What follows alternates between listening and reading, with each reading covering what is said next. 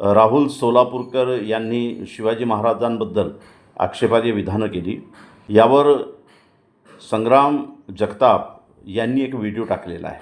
आधी तो व्हिडिओ बघा आणि नंतर संग्राम जगताप छुप्या पद्धतीनं जेहादी म्हणून राहुल सोलापूरकर असे वक्तव्य यासाठी करतोय कारण तो जेहादींच्या संपर्कात आहे। वस्तुस्थिती अशी आहे की जेहादींच्या नव्हे संघवाद्यांच्या संपर्कात राहुल सोलापूरकर होता आहे आणि तो संघी विचारांचा आहे।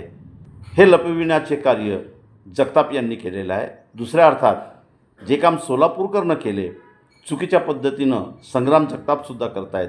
सरळ सरळ नाव घ्यायला संग्राम जगताप का घाबरतायत असा आमचा सवाल आहे। आधी यांचा व्हिडिओ पाहून घ्या।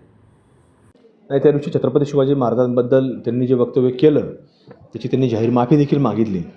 पण मला सोलापूरकर साहेबाला विनंती करायची आहे की तुम्ही जरा विचारवंत आहात, तुम्ही अशा प्रकारच्या प्रतिक्रिया देऊ नका। निश्चित मला वाटतं आहे ते काही जिहादी विचारांच्या लोकांच्या संपर्कामध्ये आले असतील, त्यामुळे कुठेतरी त्यांना काहीतरी ते मिसगाईड करतात। तर सोलापूरकर सारख्यांना मिसगाईड करणारे कोण? तर जेहादी। जेहादी म्हणजे कोण? मुसलमान। ते आमच्याकडे फोटो आहेत की सन्माननीय मोहन भागवतांसोबत जेवण करतायत। कोण?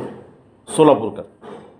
आणि जेव्हा ते असे वक्तव्य करतात तेव्हा ते संघाच्याच विचारांना अग्रेसर ठेवून करतायत हे स्पष्ट असतानासुद्धा जेहादींना मदत घालण्याचं डाव जगताप करतायत। म्हणजे जगताप कुणाच्या इशाऱ्यावर हे करतायत हा आमचा प्रश्न आहे। मी प्राध्यापक जावेद पाशा, धन्यवाद। शिवाजी महाराजांवरती सर्वात जास्त व्याख्यानं मुस्लिम समाजामध्ये आम्ही दिलेले आहेत।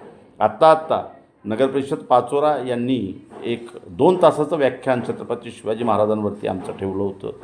या 18, 19, 20 तारखेला आमचे शिवाजी महाराजांवरचे व्याख्यानं आहेत। तेव्हा जगताप यांनी सरळ लाईन घ्यावी की सोलापूरकर हे संघाच्या इशारावर किंवा संघ पठडीतील पुस्तकं वाचून त्यांच्या प्रभावात येऊन शिवाजी महाराजांच्या विरोधात असले वक्तव्य करतायत। जेहादी शब्द वापरण्यापेक्षा आतंकवाद्यांच्या संपर्कात हा समर्पक शब्द होईल।